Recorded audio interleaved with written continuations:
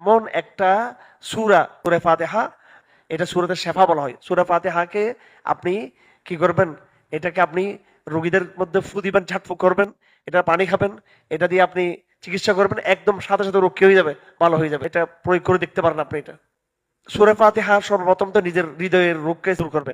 এটা এত গভীর, এটা এত গভীর। ইনসাইক্লোপিডিয়া ব্রিটানিকা, এটা তো মুসলমানদের লেখা না, এনসাইক্লোপিডিয়া তো পাশ্চাত্যের দার্শনিকদের লেখা। এনসাইক্লোপিডিয়া ব্রিটানিকার মধ্যে লেখছে একটা কথা এই কোরআন শরীফের আলোচনা করতে গিয়ে সূরা ফাতিহা সম্পর্কে, যে বুঝাতে চেয়েছেন যে এটার এত এত গভীর এটার বার্তা, এটা এত অসংখ্য মেসেজ, খুব অল্প ভাষার মধ্যে এত সাফল্যের সাথে আর কেউ এরকম মেসেজ দিতে পারে না এই সূরা ফাতিহার মতো। সূরা ফাতিহার মতো আল্লাহ পাক যে মেসেজটা দিয়েছেন, এটা এনসাইক্লোপিডিয়া ব্রিটানিকার লেখকরা স্বীকার করেছেন। এটা সূরা ছোট, কিন্তু পুরো কোরআন এখানের মধ্যে রয়েছে। আমার ভাইরা, সূরা ফাতিহার তিনটা অংশ। আউযু বিল্লাহি মিনাশ শাইতানির রাজিম, আলহামদুলিল্লাহি রাব্বিল আলামিন, আর রহমানির রহিম, মালিকি ইয়াউমিদ্দিন, এটা একটা অংশ। আরেকটা অংশ হলো ইয়াকা না'বুদু ওয়া ইয়াকা নাস্তাঈন, 2 নম্বর অংশ।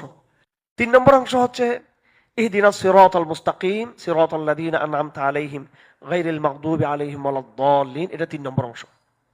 প্রথম অংশটুকু হচ্ছে এটা আল্লাহর সাথে সম্পৃক্ত, এটা আল্লাহর সত্তা, আল্লাহর গুণাবলী, আকীদার কিতাব। কিন্তু আমরা আকীদা শিখি কার কাছে? ওই অনলাইনে আমরা আকীদা শিখি, শেখদের কাছে আকীদা শিখি, বই পুস্তকে আমরা আকীদা শিখি। আকীদার মূল কিতাব হচ্ছে কোনটা? কোরআন শরীফ। আলহামদুলিল্লাহ, এখানে হচ্ছে আলহামদুলিল্লাহ, এখানে আল্লাহ পাকের তৌহিদ, হ্যাঁ, রব্বুল আলামিন, তৌহিদুর রুবুবিয়ত, হ্যাঁ, আল্লাহর মধ্যে তৌহিদুজ জাত, রবের মধ্যে তৌহিদুর রুবুবিয়ত, রব হিসেবে আল্লাহ এক। আর রহমানির রহিম, মালিক ইয়াউমিদ্দিন, এগুলোর মধ্যে তৌহিদুস সিফাত, আল্লাহর গুণাবলী।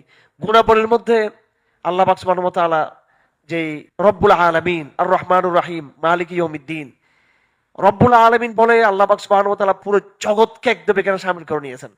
আল্লাহর সাথে জগতের যে সম্পর্ক, এই সম্পর্কটার একটা দিক হলো তাশরিঈ, শরিয়ার বিধান কারা মানে, এটা একটা। আল্লাহর সাথে একটা সম্পর্ক হচ্ছে অবাধ্যতার সম্পর্ক, মানে এরা অবাধ্য হলো কিন্তু তারপর আল্লাহ পাক এদেরকে রব হিসেবে এদেরকে কি প্রতিপালন করেন। আল্লাহ পাক মুদির খাবারের ব্যবস্থা আল্লাহ পাক করেন, রিজিকের, ট্রাম্পের রিজিকের ব্যবস্থা কে করেন? আল্লাহ পাক করেন, হ্যাঁ ঠিক কিনা? এদের রব্বুল আলামিন, তোরা আমাকে মানলো আমি তোদের রব, তোরা আমাকে না মানলো আমি তোদের কি রে? রব। রব্বুল আলামিন। আর রহমানির রহিম, এটা একটু স্পেসিফিক করা হয়েছে এখানে।